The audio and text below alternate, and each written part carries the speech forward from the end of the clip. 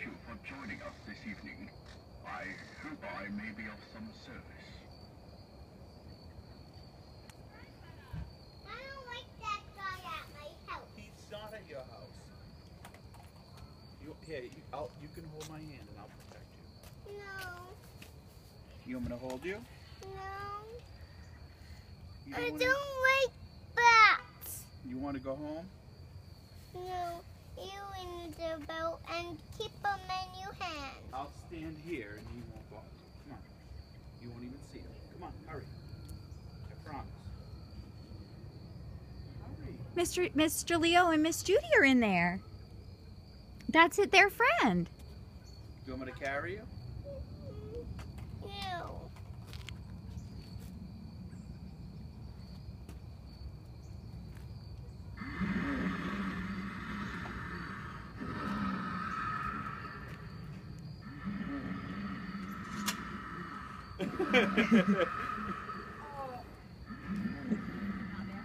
You're a little scared.